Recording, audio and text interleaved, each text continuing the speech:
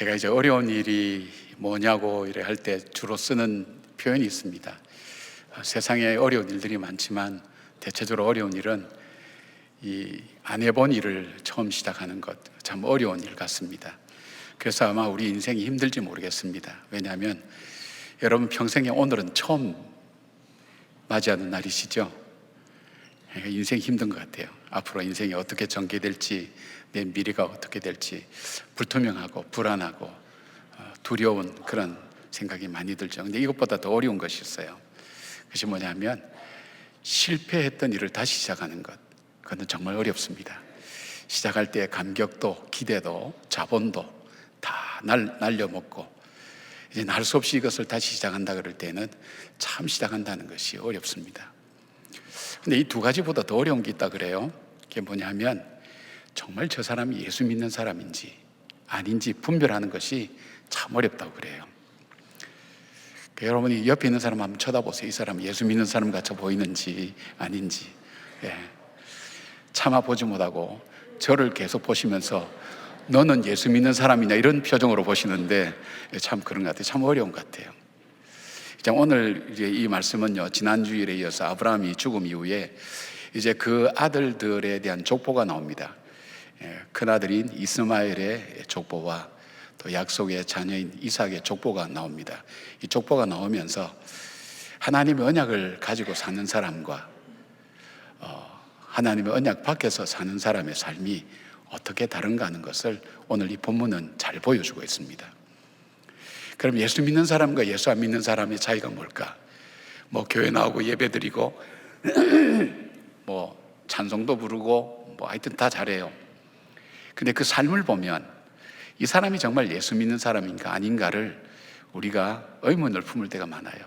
그래서 오늘 말씀을 들으면서 여러분과 저가 나는 정말 예수 믿는 사람인가 하는 것을 두 가문의 비교를 통해서 나는 약속의 족보를 써가는 사람인가 아니면 세상의 족보를 써가는 사람인가 분별하시면서 여러분에게 지혜가 있기를 바랍니다.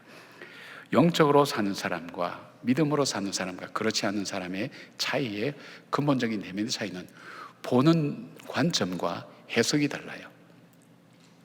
사람에게 있어서 같은 것을 보지만 보는 관점에 따라서 해석이 달라지고 또 그 해석에 따라서 행동과 선택과 마음이 달라져요. 감정과 태도도 달라지게 돼 있어요. 그래서 무엇을 보느냐가 참 중요해요. 같은 것을 보는데도 사람들은 참 다양한 것을 보더라고요. 그래서 그런데 이 믿음의 사람은 보는 것이 달라요. 우리가 흔히들 얘기하잖아요. 물컵에 물이 반이나 있다 할 때, 반이 있다 할 때 그것을 보는 사람에 따라 달라요. 생각이 달라요. 반이나 있구나 하는 사람하고 반밖에 없구나 하는 사람. 사물은 똑같아요. 변하지 않아요. 그러나 반밖에 없구나 하는 사람은 나머지 반도 쉽게 사용할 가능성이 참 많아요. 그러나 반이나 있구나 하는 사람은 그 나머지 물도 귀하게 쓸 줄 알고 또 그것에 낳는 결과들이 다를 수 있단 말이에요. 근데 오늘 이 가문을 볼 때 재미있는 말씀이 있어요. 25장 9절 보니까 이런 말씀이 있어요. 그의 아들들인 이삭과 이스라엘이 그를 마므레 앞 해쪽 속 소할의 아들 에브론의 밭에 있는 막벨라 굴에 장사하였으니 그렇게 되어 있어요. 아브라함이 죽었을 때에 이복 형제인 이스마엘과 이삭이 함께 아브라함을 막벨라 굴에 장사를 지냈다고 그렇게 말씀하고 있어요. 근데 재밌는 것은 그 막벨라 굴이라는 것은 언약의 굴이잖아요. 아브라함이 그 굴을 살려고 했던 동굴을 살려고 했던 이유 중에 하나는 단순히 사라를 장사 지내기 위한 것도 목적이지만 그것보다도 하나님의 언약의 약속을 믿는 거예요. 앞으로 너희 후손들이 애굽에서 종살이 하다가 이곳으로 돌아올 것이다. 이 땅은 영원히 후손에게 주는 땅이라는 하나님의 언약을 믿었어요. 근데 지금 아브라함에게는 그가 가나안 땅을 갖고 있지 않았어요. 그래서 해쪽 속에 찾아가서 그 땅을 살고 있는 이 땅을 사라를 위해서 이 땅을 사게 됩니다. 굉장히 비싼 값을 주고 사죠. 은 400세겔을 주고 샀으니까 굉장히 비싼 값이에요. 근데 자기 아버지가 이 땅을 이 마므레 상수리 나무에 있는 이 동굴을 샀던 이유에 대해서 두 아들 다 안단 말이에요. 그리고 여러분 알다시피 하나님 말씀 보면 이 하나님께서 하갈을 통해서 이스마엘에 대한 이름도 짓게 하고 이스마엘에 하나님이 함께 하셔서 이스마엘이 장성한다 그랬으니까 둘 다 하나님 은혜 가운데 사는 사람이에요. 그런데 이스마엘이 사는 삶은 어딘가 하면 바란 광야라는 곳에 자기의 삶의 자리를 두었어요. 거주지를 바란 광야라고 그렇게 볼 수 있지만 이름 바란 광야라고 할 때는 이 광야에 산다는 것은 이 세상을 살 때 그는 어떤 사람이 되냐면 활 쏘는 사람이 되었다 그랬어요. 자기의 힘을 믿고 사는 사람, 돈이 있어야 되고, 옛날에 그 돈이라고 얘기할 수 있는 힘이라고 할 수 있는 가족 수가 많아야 되고, 아들도 12이나 나와서 12지파 두령이 나왔어요. 이 이스마엘에게 세력도 있어야 되고 힘도 있어야 되고 지혜도 있어야 되고 세상을 자기 힘으로 자기 능력으로 살아간다는 그 삶을 바꾸질 않는 거예요. 아버지의 그 약속의 아버지 그 아브라함이 믿음으로 살아온 것을 지켜보았음에도 불구하고 그 아버지를 마므레 장소리 나무에 있는 바로 이 동굴에 장사 지냈음에도 불구하고 거기서 그는 하나님의 언약을 생각하지 않고 인생은 나 혼자 살아가는 거야. 내 힘으로 살아가는 거야. 내 노력으로 살아가는 거야. 근데 어떻게 산다 그랬죠? 하나님의 은혜 가운데 살고 있다고 그랬어요. 하나님이 이 이스마엘을 지킨다 그랬어요. 그럼에도 불구하고 자기 힘을 믿고 의지하고 살아가는 삶. 이제는 아버지도 떠났으니까 인생은 외로운 거야. 외로운 인생을 나는 더 많은 힘을 기르고 더 많은 자손을 놓고 그렇게 살아갈 거야. 그렇게 살아가는 거예요. 여러분 그렇잖아요. 예수 믿어도 왜 이리 힘들고 어려운가? 그래서 내 삶은 결국 인생은 나의 힘으로 살아가는 거야. 내가 노력해야 되고 내가 돈을 벌어야 되고 내가 능력이 있어야 되고 숫자도 많아야 되고 내가 가진 이 모든 것이 이 땅을 살아갈 때 화려해 보이죠. 그렇게 사는 사람이 대단하게 보이죠. 근데 그 광야의 삶은 결국 이 이스마엘도 죽어서 광야에서 그 열조를 따라갔다 그랬어요. 그 백성을 따라갔다 그랬어요. 그 백성이 그 부모가 누구예요? 그 하갈 아니에요. 하갈을 따라서 흙으로 돌아간 거예요. 흙으로 돌아가는 인생밖에는 살아갈 수 없는 거예요. 그런데 이삭이 살아가는 삶의 자리는요, 어머니도 떠나보내고 아버지도 떠나보내고 세상에 혼자 남았어요. 어떻게 살아야 될지 막막하잖아요. 저도 이제 아버지 떠날 때는 잘 몰랐는데 어머니가 떠나고 나니까 뭔가 울타리가 다 거쳐진 것 같더라고요. 알 수 없는 외로움이 오고요. 이제 어떻게 살지 하는 마음. 제가 나이가 꽤 되어서도 그렇게 이걸 느끼는데 아마 이삭이 느꼈을 때는 더 그랬을 거예요. 사랑하는 사람을 의지하던 사람을 먼저 떠나보냈을 때 그 마음이 어땠을까? 그렇기 때문에 그가 삶의 자리를 어디로 정했는가 하면 부엘 라헤로이라는 곳에 정했어요. 이 이름은요, 하갈이 처음으로 붙인 이름이에요. 그가 자기 아들 이스마엘을 데리고 이스마엘과 함께 갈 때, 임신하고 갈 때, 사라의 그 박해를 피해서 도망갈 때, 이제 죽게 되었을 때 하나님께서 나타나셔서 그에게 예언을 하셨죠. 너 아들 태어나면 이스마엘로 해라. 그리고 너도 그 아들 복 주겠다. 그렇게 해서 많은 자손이 이룰 수 있도록 하겠다고 복을 주신 곳이에요. 그래서 이 하갈이 붙인 이름이 하나님은 살아계시는구나. 하나님 내 마음을 아시는구나. 나를 살피시는 분이구나. 그래서 지은 것이 부엘 라헤로이라는 이름이에요. 그러니까 이 이삭은 뭐냐면 나는 의지할 것 아무것도 없어. 이제는 외로워, 힘들어.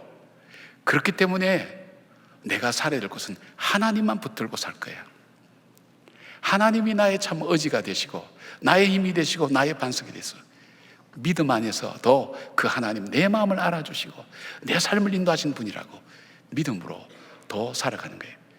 그는 그 외로움 가운데 함께 하신 하나님, 그리고 언약의 하나님, 그가 가장 강렬하게 체험한 하나님이 어떤 하나님이에요? 여호와 이레의 하나님.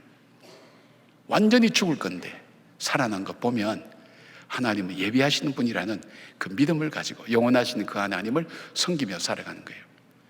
사랑하는 여러분이 인생을 살면서 자, 눈에 보이는 건 없어요. 돈도 없고요.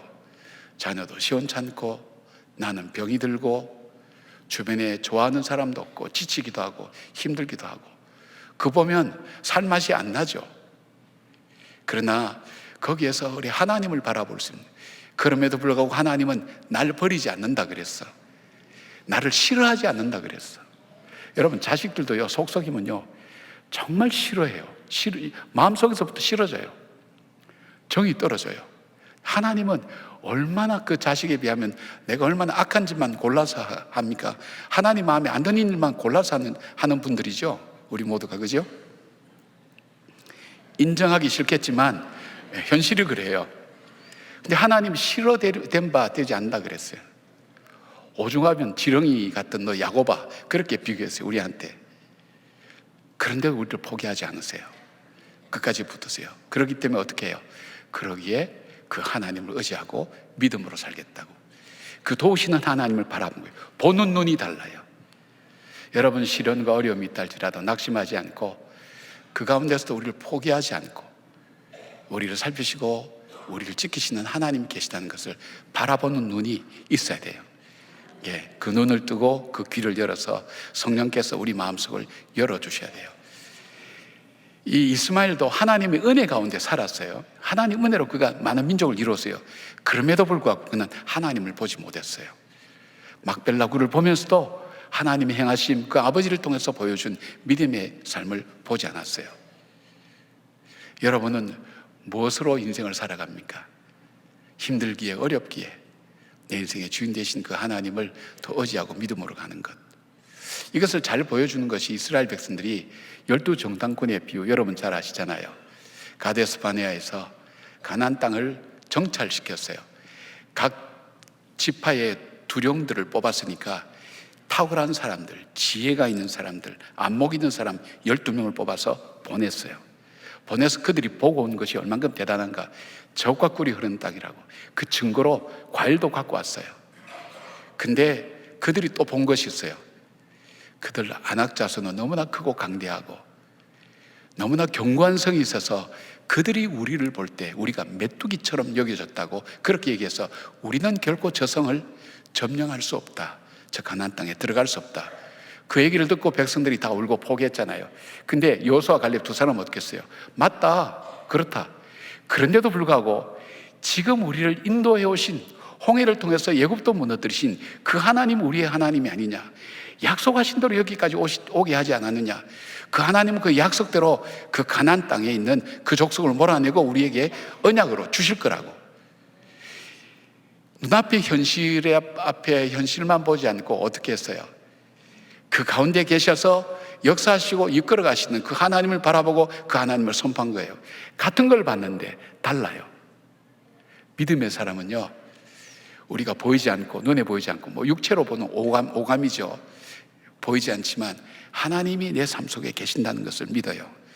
그 믿음 때문에 오늘 절박한 환경 가운데서도, 절망스러운 상황 가운데서도 포기하지 않고 끝까지 인도하시는 그 하나님 바라보고 걸어가는 바로 그 삶을 말하는 거예요.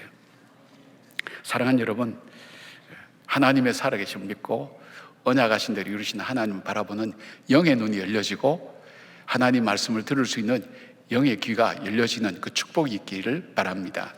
그래서 척박한 현실 가운데서도 하나님의 행하심을 볼 수 있는 것. 이게 눈이 감기면 안 보이는 게요. 발람이 이 모압 백성들이 초청했잖아요. 이스라엘을 저주해달라고 할 때 하나님의 천사가 칼을 들고 막았어요. 당나귀가 그걸 봤어요. 나귀가 보고 천사의 칼을 피하려고 막 이렇게 가니까 왜 바로 안 가냐고 그렇게 채찍질하니까 나귀가 입을 열어서 말해요.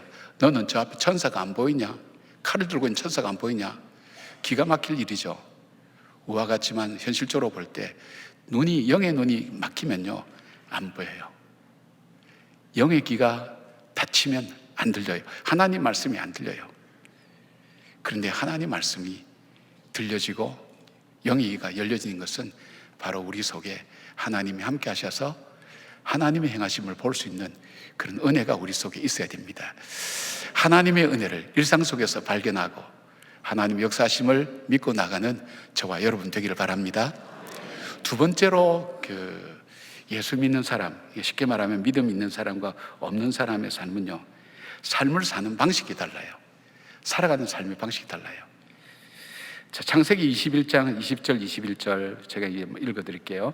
하나님이 그 아이와 함께 계시매 그가 장성하여 광야에서 거주하며 활 쏘는 자가 되었더니 그가 바란 광야에 건조할 때에 그의 어머니가 그를 위하여 애굽 땅에서 아내를 얻어 주었더라. 그렇게 됐어요. 이스마엘의 삶의 방식을 볼까요? 읽은 말씀 보면 하나님이 언약하신 대로 함께 하시고 복을 주시는 그 하나님을 의지하는 삶이 아니에요. 그러니까 문제를 풀어가는 방식이 뭐예요? 자기가 풀어야 돼요. 자기가 해결해야 돼요. 자기가 이겨야 돼요. 그래서 어떤 사람, 활 쏘는 사람, 그 당시로는 굉장히 대단한 군대와 같은 그런 사람이에요. 그리고 물질에 의존해서 살아요. 숫자에 의지해서 살아요. 사람들의 의견을 따라가요. 그것이 자기의 삶을 살아가는 삶의 방식이에요. 그래서 후손들을 많이 낳았어요. 자손들이 많이 퍼졌어요. 왜냐하면 옛날에는 그게 재산이었으니까요. 그게 힘이었으니까요. 그런 삶의 방식을 갖고 살아가고 있어요. 그리고 촌락과 불악을 이루어서 서로 싸우며 경쟁하며 긴장 가운데 살아가는 삶을 사는 것. 삶의 방식이 그랬어요. 자손도 이삭보다 훨씬 많죠. 그리고 결혼에 있어서도 사명감이나 하나님 뜻 같은 건 없었어요. 하나님께서 어떻게 했죠? 남자와 여자가 그 부모를 떠나 하나가 되고 한 몸을 이룬다 그랬잖아요. 결혼이 참 중요하다 그랬죠. 그래서 이 아브라함이 결혼을 굉장히 중요하게 여겼어요. 왜냐하면 자기가 믿음의 조상이 되려면 자기 아들이 예수를 하나님을 믿어야 돼요. 그래야 자기가 조상이 되는 거예요. 자기 아들이 안 믿으면 거기서 끊어지는 거예요. 자기는 믿음의 조상이 될 수가 없어요. 자기 혼자 예수 믿는 거에 불과해요. 그러니까 아들이 정말 하나님을 경외하고 하나님의 언약의 백성을 이루어가는 삶을 살기 위해서 중요한 것이 결혼이에요. 왜요? 둘이 한 몸을 이루는 거예요. 그래서 둘이 한 몸을 이루어서 어떤 일을 하고죠? 새로운 창조, 자녀를 낳고 살아가는 거예요. 근데 둘이 다른 생각과 가치관을 가지고 살아가는 사람은 한 몸을 이룰 수 없어요. 신앙생활 하는 분에 결혼하는 우리 자매들도 많이 보고 여러분 중에도 이제 그런 분들 종종 만나는데 내가 이 사람 좋아하니까 이 사람 전도해서 정말 하나님의 사람으로 만들어야지. 하나님은 그렇게 하실 수 있어요. 그러나 치루어야 할 대가는 너무 커요. 그렇게 해서 오는 사람 많이 봤어요. 달라요. 그리고 마지막까지도 이 달라지는 것이 예수 믿어도 잘 안 바뀌어요. 나와 그 사람이 한 몸을 이루어서 새로운 하나님이 원하시는 창조를 이루어가는 삶을 살아가는 그 삶에 대한 이 결혼에 대한 사명이나 하나님의 은혜 같은 것을 따라가지 않아요. 내가 보기에 편한 대로, 내가 보기에 좋은 대로 따라가는 삶의 방식을 택해요. 내 스타일대로 살아야 돼. 멋있게 보이고 소신 있게 보이죠. 신념도 있게 보이죠. 그것이 이스마엘이 살아가는 삶의 방식이에요. 그런데 여기 이삭의 삶을 이렇게 보면 이삭의 삶에는요, 무엇보다도 볼 수 있는 것이 인생의 주어가 달라요. 12절 보니까 이스마엘 족보가 시작되는데 이스마엘의 족보의 시작이 아버지가 아브라함인데도 불구하고 사라의 여종 애굽인 하갈로 그 주어가 시작돼요. 17절에 이스마엘이 죽어서 자기 백성으로 돌아갔고라고 말씀하죠. 하나님이 말씀한 대로 흙으로 돌아간 하갈과 같이 이스마엘도 흙으로 돌아갔다고 말씀해 보여요. 세상적으로 강해 보이고 멋있게 보이고 창대하게 보여도 그 결국은 그 열조처럼 흙으로 돌아가는 인생을 살 수밖에 없는 거예요. 근데 여기 이삭의 족보를 보면 시작이 19절 보면 믿음의 조상 아브라함이 그렇게 시작됩니다. 주어가 달라요. 인생의 출발이 달라요. 여러분, 내가 내 인생에 내가 주인인 사람이 삶을 선택하고 살아가는 삶하고 하나님이 내 인생의 주인이라고 믿고 살아가는 사람은 삶의 선택과 방법이 달라요. 내가 내 인생의 주인이라고 믿고 사는 사람은 고달파요. 내가 노력해야 돼. 내가 애써야 돼. 내가 해결해야 돼. 내가 짊어져야 돼. 내가 감당해야 돼. 그리고 이 세상을 살아갈 때 필요한 것이 있어야 돼요. 그러니까 물질이 필요하죠. 명예도 필요하죠. 지식도 필요하죠. 그래야 대우를 받고 살아가고 생존할 수 있다고 생각하기 때문에 그렇게 살아가는 거예요. 내가 주인이니까. 그러나 내가 주인 된 것을 내려놓고 하나님이 내 삶의 주인일 때 어떻게 해요? 내가 그렇게 살 필요가 없어요. 이게 뭐 게으르게 대충 살아라는 뜻이 아니에요. 내 삶이 하나님 손에 달려있다는 걸 믿는 거예요. 하나님이 나와 함께 한다는 걸 믿는 거예요. 그러니까 어떻게 살아요? 고되고 힘든 가운데서 낙담하지 않아요. 하나님 나와 동행하시고, 그리고 나는 할 수 없지만 하나님께서 일들을 이루어 가신다 하는 것을 믿기 때문에 두려워하지 않고 불안해하지 않아요. 삶의 주인이 달라요. 그 삶의 방식이 내가 주인인 사람이 선택하는 방식과 하나님이 주인인 사람이 선택하는 삶의 방식이 달라요. 내 몸도 내 거 아니에요, 여러분. 여러분, 우리 마음이 요만한데요, 보통 가슴이 있다는데 이거 내 거면 내 마음대로 돼야 돼. 여러분 마음 여러분 마음대로 됩니까?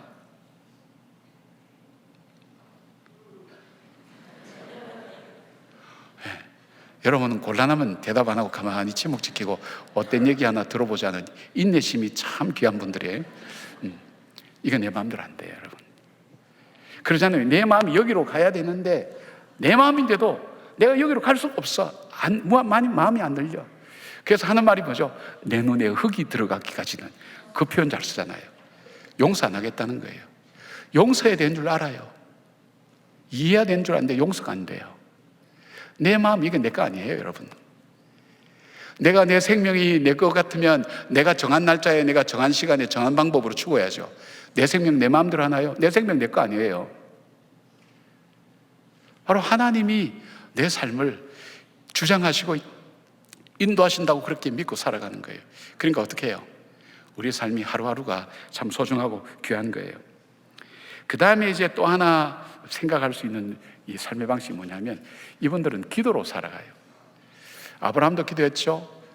아브라함이 자기 아들 이삭을 위해서 결혼하기 위해서 그 사람을 구하기 위해서 다른 이 가나안 족속이 아니라 자기와 같은 근본이 같은 거기에서 구해오도록 700km나 자기 종을 보냈어요. 그 종이 갔을 때에 하나하나 움직일 때마다 뭐 했어요? 기도했어요.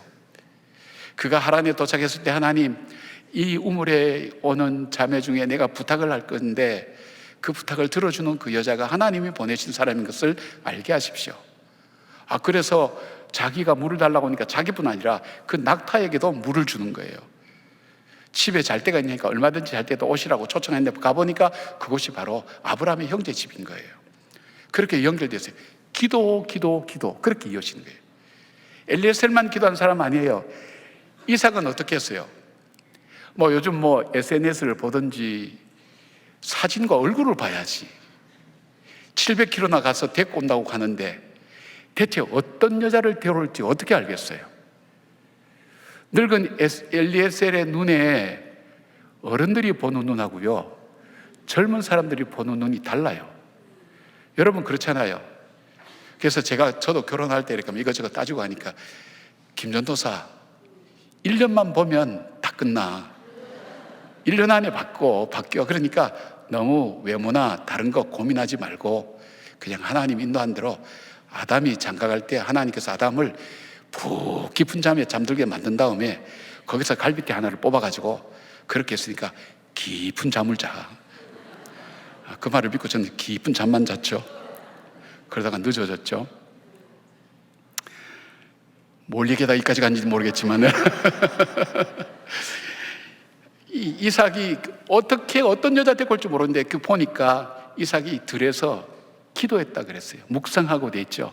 여러분 말씀을 들었던 분들은 아마 제가 무슨 말씀드린지 이해할 거예요. 묵상하고 기도했어요. 하나님, 정말 저하고 같은 사람, 하나님을 아는 사람, 주님께서 나에게 허락해 주신 사람. 왜요? 결혼에는 사명이 있어요.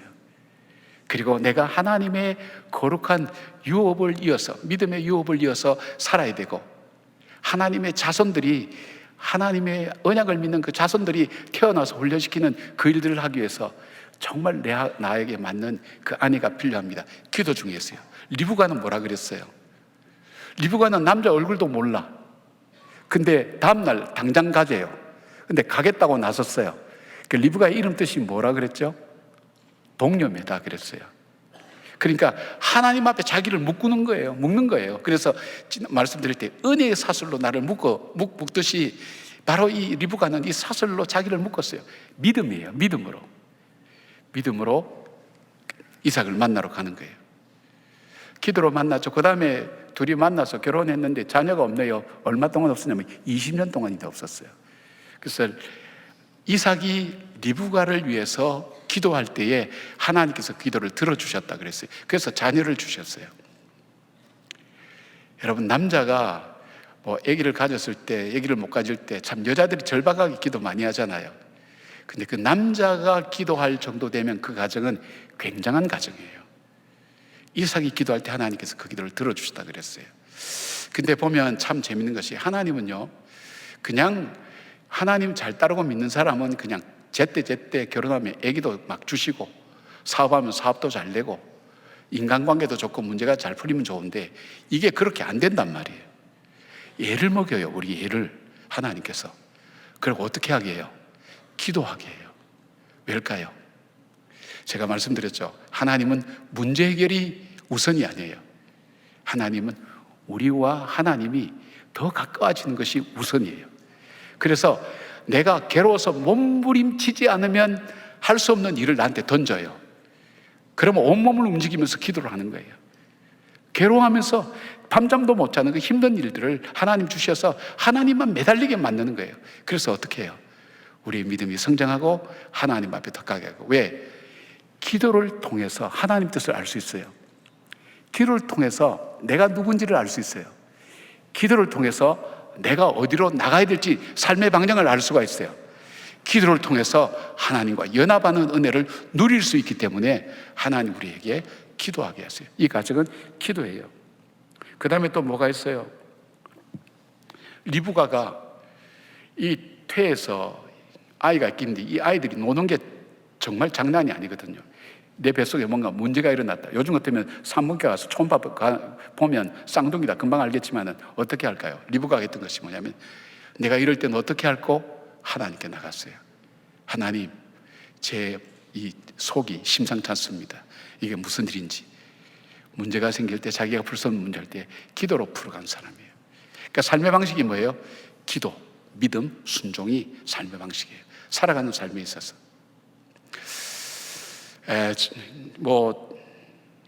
이제 지난주 수요일 저는 이제 저녁에 잘 때 잠들 때까지 내일 무슨 일을 해야 되고 누구를 만나야 되고 어떤 스케줄로 산다는 걸 하나님 앞에 기도해요. 하나님, 내일 이런 일이 있는데 저 오늘 그렇게 할 거예요. 이렇게 결정할 거예요. 그리고 이제 하다가 잠들고 아침에 일어나면 또 그대로 또 같이 기도하고 그렇게 움직여요. 그런데 지난주 수요일 날 자고 딱 일어났는데 어지럽기 시작하는 거예요.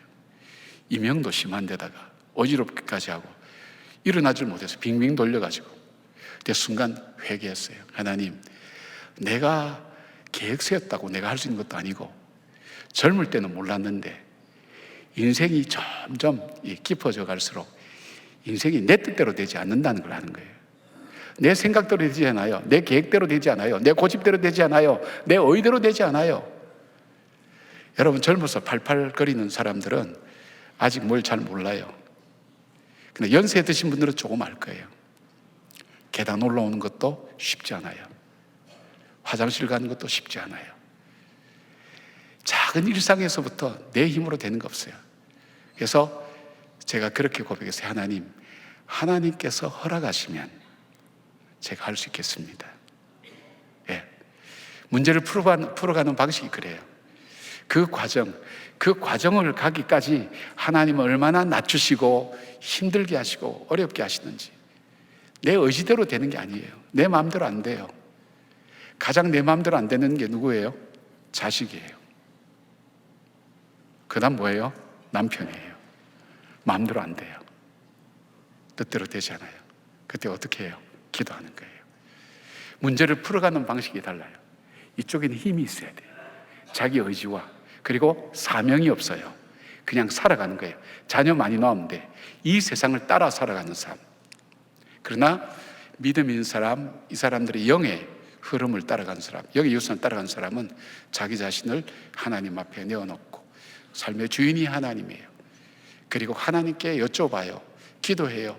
그리고 그 말씀에 순종해요. 그리고 하나님 뜻이 무엇인지를 결정하며 살아가는 거예요. 다른 거예요. 여러분 오늘 어떻게 살아가세요? 내 뜻대로 살아가세요? 하나님 뜻을 따라가세요? 그래서 여러분이 계획 세우고 하는 것 세워야죠. 그런데 이 말씀을 전제로 붙이세요. 주께서 허락하시면. 네, 주께서 허락하시면. 한번 따라해 볼까요? 주께서 허락하시면. 예, 그게 전제가 되어야 되는 거예요. 하나님이 허락하시는 거예요. 그렇게 다르다는 것을 보게 돼요.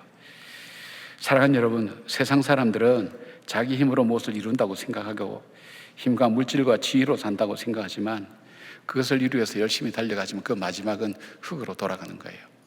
그러나 하나님께 속한 사람은 하나님 의지하고 하나님 뜻을 따라가면서 영원한 하나님의 언약을 따라서 주의 약속을 믿고 세소만 가지고 걸어가는 사람이 됩니다. 달라요. 그러니까 그죠? 삶의 방식이 달라요. 여러분의 삶의 방식은 어때요? 왔다 갔다 하시죠? 예, 이제는 입술로라도 계속 그렇게 고백하세요. 주께서 허락하시면.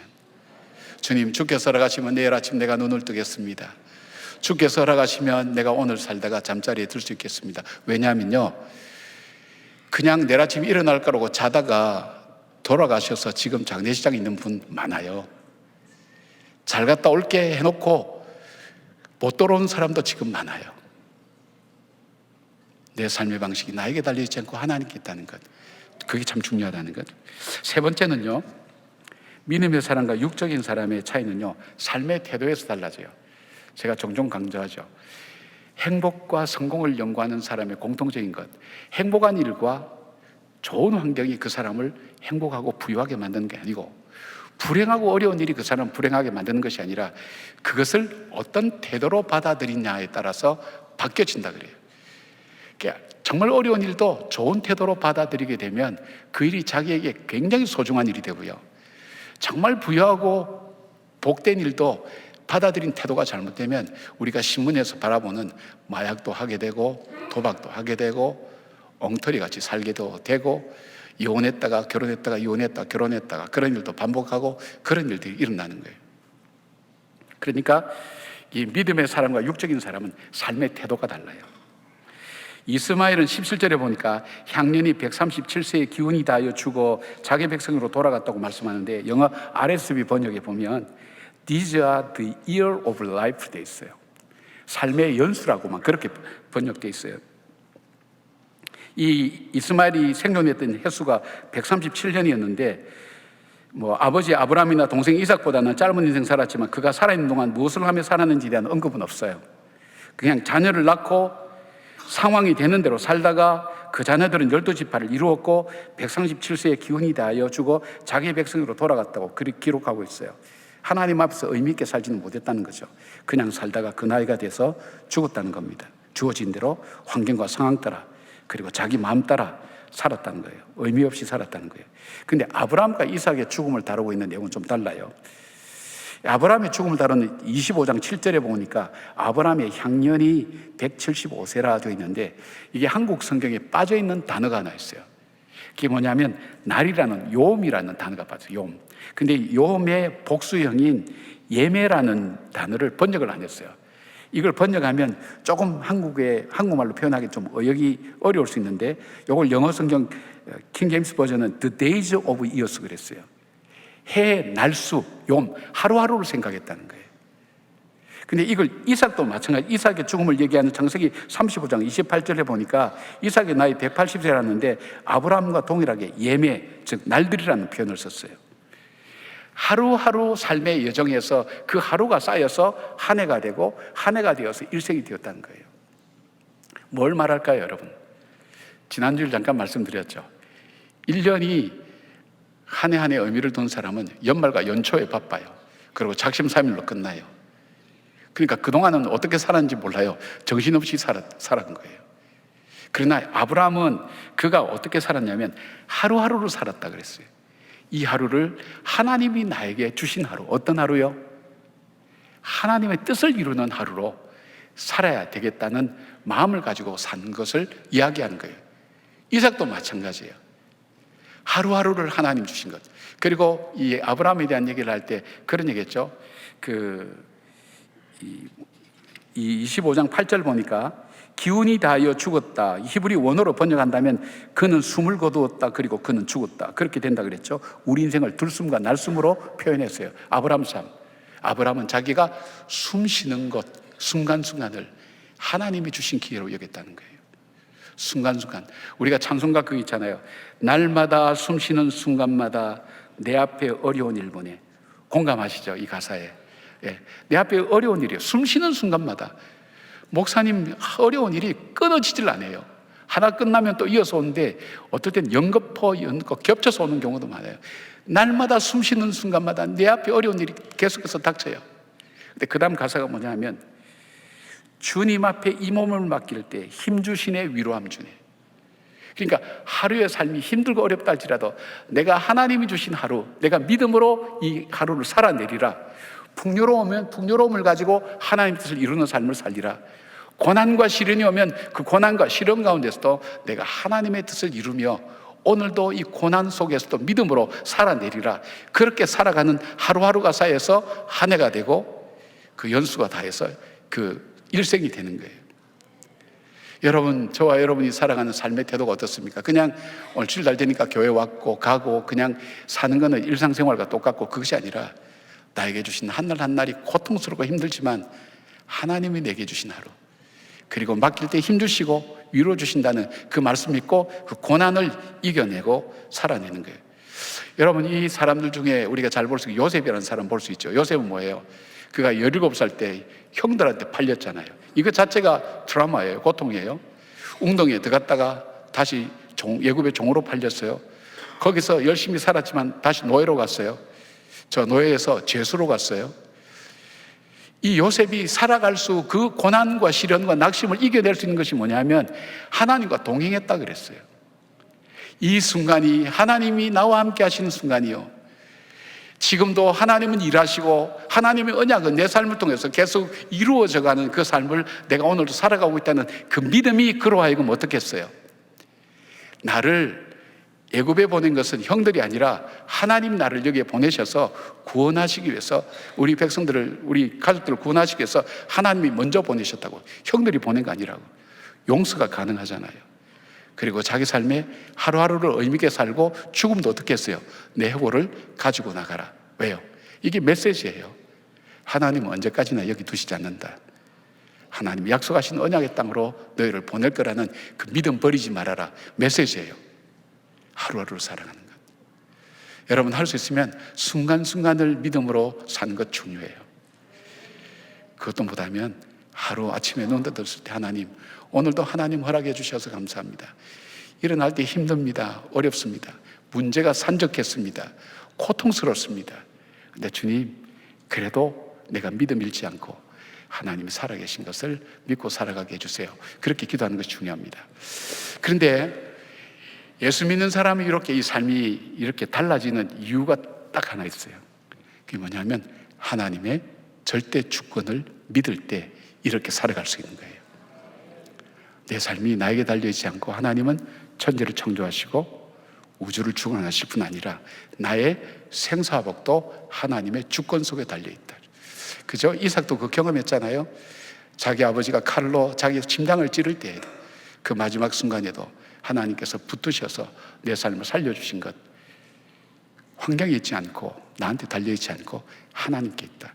하나님의 절대 주권에 대한 부분을 고백할 때에 이런 삶의 자세와 삶의 방식과 삶의 태도가 나오게 되었어요.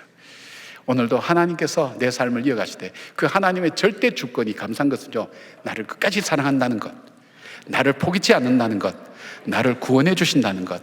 그렇잖아요. 하나님의 절대 주권이 없으면 저와 여러분이 오늘 이 자리에 있을 수 있을까요? 우리가 남들보다 어렵습니까? 도덕적으로 깨끗합니까? 윤리적으로 다른보다 탁월합니까? 존경받습니까? 그렇지 않잖아요. 내가 왜 하나님의 자녀가 되고 내가 왜 예수를 믿게 됐을까? 신비로운 거예요. 불가능한 거예요. 해석하기 없어요. 오직 은혜라는 말밖에는 없어요. 그게 하나님의 절대 주권이에요. 포기치 않는 그 하나님이 여러분들을 포기지 않고 끝까지 붙으셔서 여기 오늘 이 자리까지 오게 하신 걸 기억하면서 오늘도 어려운 일, 힘든 일 앞에서도 낙담하지 아니하고 살아계신 하나님 붙들면서 이 부엘라헤로이에 살았던 이삭처럼 내 삶의 자리를 하나님은 나를 아시고 나를 감찰하시고 나를 지키시고 보호하시는 분이라는 그 믿음 붙들고 살아가는 저와 여러분의 삶이 되기를 주님의 이름으로 축복합니다. 아멘. 기도하겠습니다. 아버지 감사합니다. 내 삶이 나에게 달려있지 않고 하나님께 있습니다. 그 고백 간직하고 삶 속에서 살아갈 때 정말 믿음의 유업을 이어가는 그런 믿음의 삶의 태도와 자세와 방향과 모든 삶의 인품이 하나님 우리 삶을 통해 나타나게 하시고 이 거룩함이 영향력 되어서 집안을 바꾸고 내가 다니는 회사를 바꾸고 세상을 바꾸는 놀라운 하나님의 사람으로 살아가는 은혜로운 저희들 되게 하여 주시옵소서. 하나님 지금도 고통과 어려움 중에 있는 주의 자녀들이 있습니다. 하나님 이 머리를 들기 전에 주께서 하나님 그 고통과 어려움 속에서 주께서 깨끗게 치료하여 주시옵고 그리고 하나님 막혔던 문제들 닫혔던 문들이 다 열려지며 회복되고 무너진 곳은 수축되고 막힌 것은 길이 열려지는 하나님의 놀라운 은혜가 우리 가운데 있게 하여 주시옵소서. 주님께서 기다리라고 하실 때에 기쁨으로 감사함으로 기다릴 줄 아는 인내의 마음 허락해 주셔서 주의 뜻 반드시 이루어내는 믿음의 사람 되게 하여 주시옵소서. 예수님의 이름으로 기도드리옵나이다. 아멘.